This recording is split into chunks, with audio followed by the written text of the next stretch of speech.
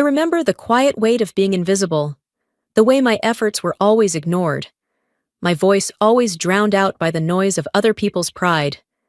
I had learned to stay silent, to bend, to carry the burden without complaint, hoping that patience and restraint would one day earn me a sliver of recognition. But Marigold Hayes, the me who had endured, who had given more than anyone knew, finally understood. Patience had limits. Enough was enough. I could not stay in the shadows any longer, could not nod and swallow the quiet betrayals that had built up like bricks in my chest.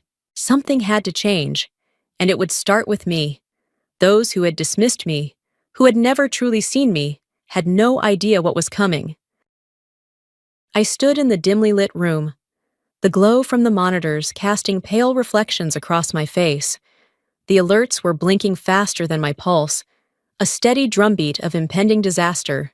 The software I had discovered a flaw in had been compromised, and if I acted too slowly, the lives of my team could be wiped out in seconds. My hands trembled on the keyboard, fingers hovering, ready to make the move that might save them, or doom us all. Every decision felt like a razor balancing on the edge of consequence. I had spent years building skills that no one ever noticed. Hours translating, decoding, calculating risks in real time, orchestrating plans that kept people alive. And yet, for all that effort, my work had always been invisible, brushed aside as if it didn't exist. The sense of being overlooked had settled in me like a weight that never lifted, shaping how I thought, how I moved, how I survived. The clock was pressing down, and the choice before me was merciless.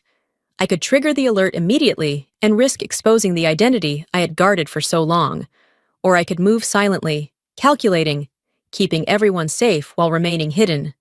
My breath caught, a cold knot tightening in my chest, as I reminded myself that hesitation was not an option. As I traced the intrusion back through the logs, my stomach dropped. A digital signature glimmered in the metadata, my father's.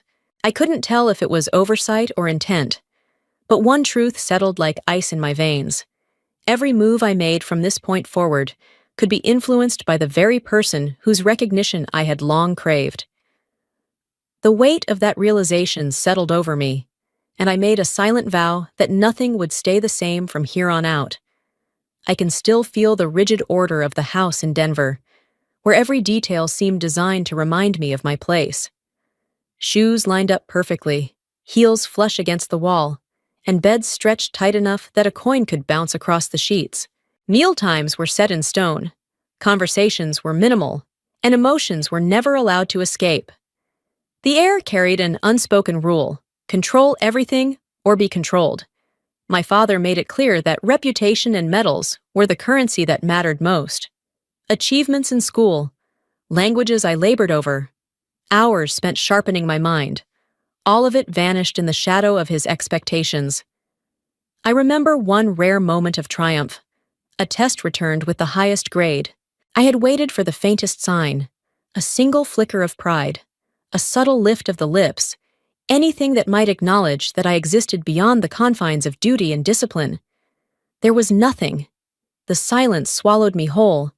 It was in those quiet, unremarkable failures of recognition that I learned the value of endurance. I learned to transform the weight of neglect into fuel, to shape resilience into something practical.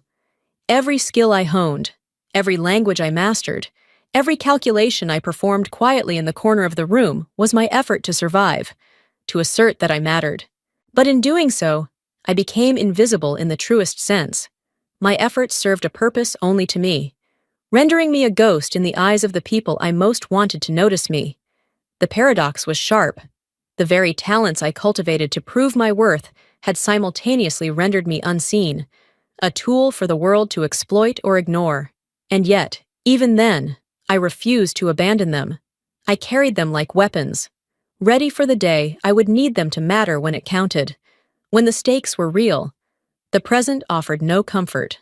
In the Denver Command Center, the alerts were relentless, but a new danger had crept inside the system, one that traced back to software my father had approved years before. Every blink of a red warning was a reminder that the past could reach forward to imperil the present. I had to stay calm, to act as though the room and its occupants, the colleagues whose eyes now occasionally flickered with doubt, were irrelevant to my immediate task. Some of them were watching too closely, manipulating data in subtle ways to cast shadows of suspicion, a quiet conspiracy designed to undermine me. As I traced the intrusion through layers of logs and firewall histories, a chilling realization settled in. One false move, one pause too long, and a trusted teammate would be exposed to life-threatening danger. The responsibility pressed down like lead. The line between analyzing code and protecting lives blurred into one constant, punishing rhythm. Part of the risk originated from the oversight of my father's past decisions, but the rest was closer, more immediate. Those I relied on, or thought I could, were capable of turning my efforts into evidence against me. I found myself standing on a knife's edge, act quickly and decisively to protect my team while maintaining secrecy, or hesitate and risk exposure, failure, and potentially the death of someone I could not afford to lose. The weight of every choice, every microsecond, pulled tight around me. I knew that whatever I did next would define not just this mission, but the measure of my own agency in a world that had long tried to render me invisible. The holding room felt colder than any field operation I had ever been sent into. 4 gray walls closed in, the fluorescent light above me flickering just enough to keep my nerves on edge. My access had been stripped without ceremony. Screens I once moved through with ease were now locked behind permissions I no longer had. I had been labeled a potential risk, a phrase that carried more weight than any accusation spoken out loud. It pressed down on my chest harder than incoming fire ever had. I had spent my career dealing with dangers no one else could see. Now I was the danger, at least on paper. Hands inside the system had turned inward, and I could feel them tightening. Every minute I sat there, the suspicion grew heavier, more personal. Then the call came. A trusted teammate had gone down during an operation outside the wire. Injured, exposed. There was no time to argue procedure. I moved on instinct, pushing past doubt and protocol. Dust burned my throat as I dropped to my knees beside them. Blood slick on my hands, the sound of distant movement closing in. I worked fast, guiding breathing, stopping the bleeding, forcing calm into a moment that wanted to spin out of control. My heart slammed against my ribs, but my hands stayed steady.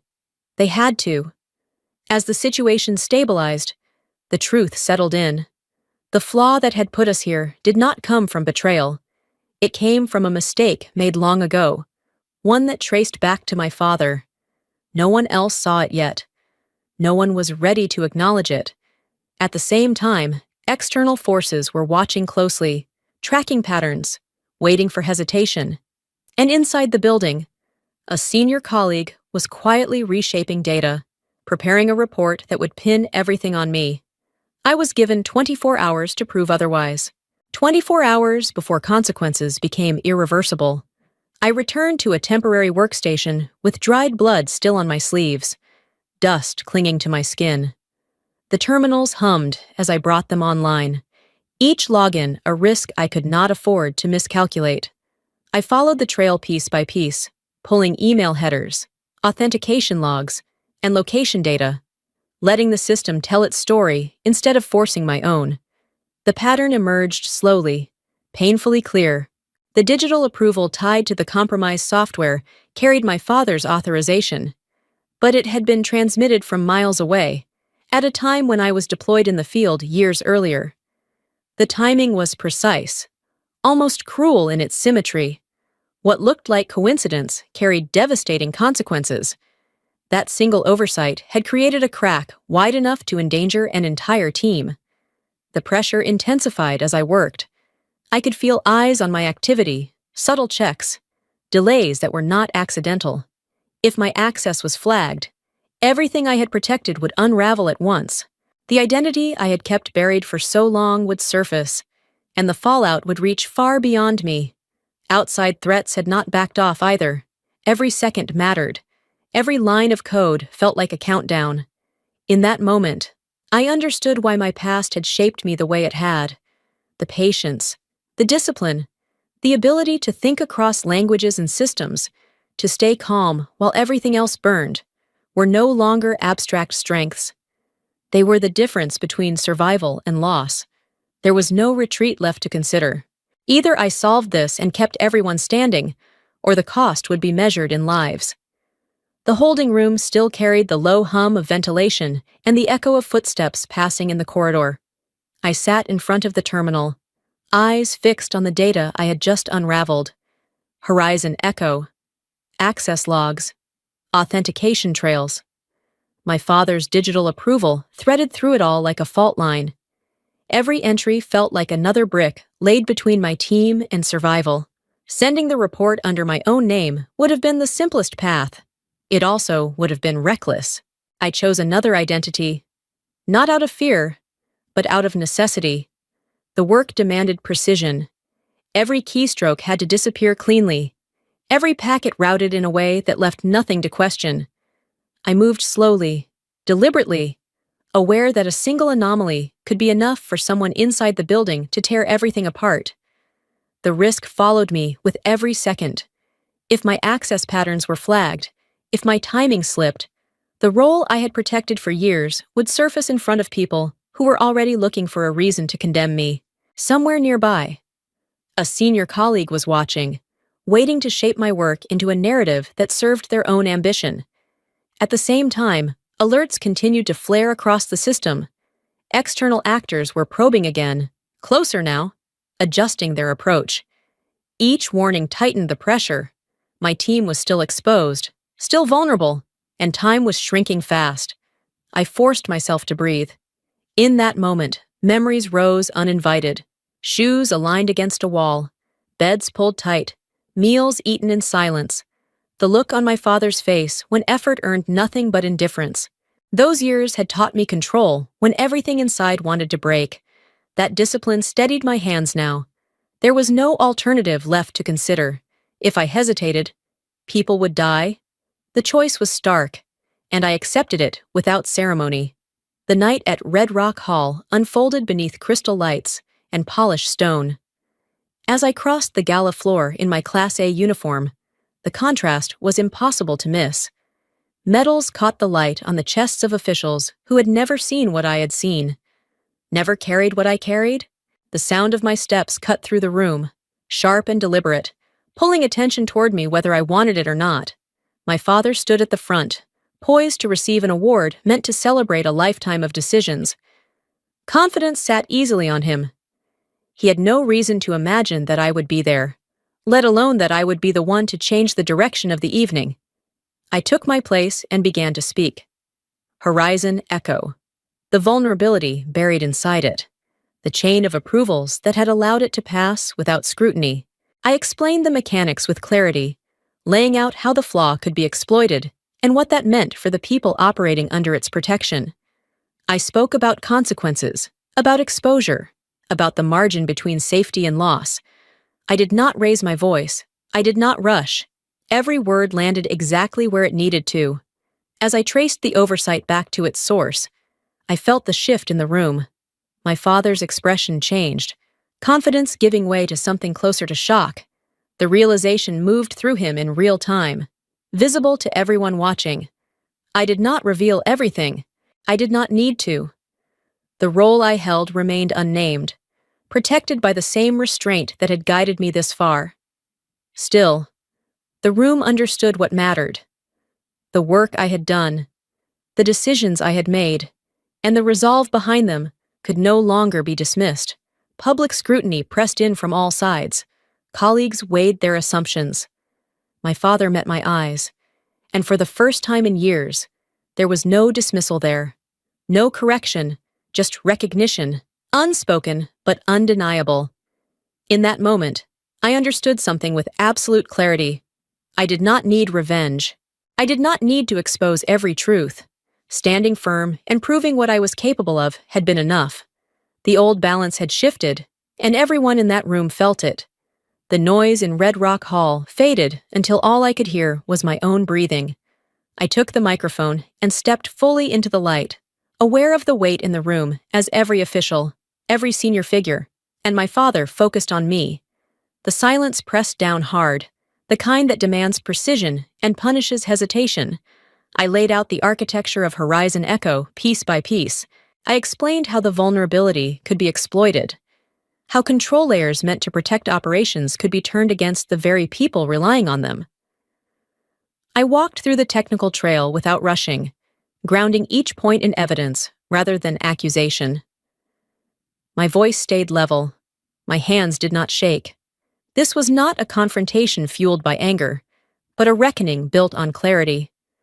I made it clear what failure meant beyond screens and systems. A breach here did not end with corrupted data. It ended with teams exposed, movements predicted, and lives placed in direct danger. I spoke about timing, about how quickly a weakness could cascade into catastrophe when the wrong eyes found it. The room shifted as the implications settled in. I did not reveal what I did not have to. The role I operated in remained unnamed, protected by the same discipline that had guided me through years of quiet responsibility. Still, understanding moved through the audience. They could see the distance between assumptions and reality, between the limits they had placed on me and the scope of what I was capable of handling. My father stood motionless. The confidence he carried earlier had drained away, replaced by something fragile and unguarded. His hands trembled slightly as recognition reached him. The work he had dismissed, the abilities he had never valued, now stood in direct contrast to the honors waiting at his feet. In that moment, the hierarchy he believed in no longer applied. I felt no satisfaction in his discomfort. There was no urge to press further, no need to strip anything else away. Standing there, grounded in fact and responsibility, was enough. The authority in the room had shifted without force or spectacle. I did not seek validation. I demonstrated truth. And that was stronger than any retaliation I could have imagined. The morning after Red Rock Hall arrived quietly, without ceremony. News moved through the corridors in low voices and sealed memos. My father withdrew from the Lifetime Achievement Award without spectacle or protest. There were no statements, no public explanations, just a simple absence where his name had been. It was not humiliation. It was acknowledgement, delivered in the only language he had ever respected. The review moved quickly once the report was fully examined. My findings stood on their own. The systems analysis, the timelines, the risk assessments were confirmed line by line. Access was restored. Authority followed. What had been taken from me in suspicion was returned with intent. Not as a favor, but as a correction. Those who had worked against me adjusted their posture just as quietly. The colleague who had reshaped data and whispered doubt stopped meeting my eyes. Their influence receded. Contained by the same structure they had tried to manipulate, there was no confrontation, no victory speech. Positions realigned themselves naturally once the truth could no longer be bent. Most importantly, the team was protected. Measures were implemented. Exposure points were sealed. Operations stabilized. The name I worked under remained exactly where it belonged, untouched and unseen. I did not need recognition to do the work. I needed freedom to do it correctly. I watched all of this unfold with a calm that surprised even me. For years, I had believed resolution would come with words, with apologies, with some acknowledgement spoken out loud. Instead, it came through action, through choices made without discussion, through silence that finally carried meaning. My father never addressed me directly. He did not have to. By stepping aside, he said everything that mattered. And in that moment, I understood something essential. Whatever value I held no longer lived in his approval. It never truly had. What I had earned was mine to keep. I returned to my desk at the Denver Intelligence Center with a steadiness I had never felt before.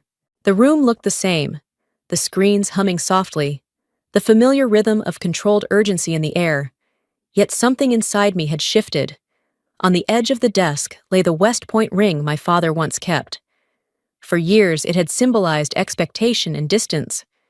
Now, as I slid it onto my finger, it meant something else entirely. Not inheritance, not permission, responsibility chosen freely. Briefings for the next assignment were already waiting. New variables, new risks, different terrain. I read through them with a clear head, grounded by everything that had come before. The past had sharpened my judgment, taught me restraint, taught me when to move and when to wait. I carried that forward without hesitation. What mattered now was not recognition or reconciliation. It was doing the work correctly, ethically, and with full awareness of the cost. I had learned that worth is not granted by medals or softened by apologies. It is built through action, through decisions made under pressure, through the discipline to remain calm when chaos demands otherwise. Around me, people moved with a new awareness. They understood my authority even if they did not understand its source. The name I operated under remained unspoken, protected as it always had been. That balance suited me. I had what I needed: purpose, control, and the quiet freedom that comes from knowing exactly who you are.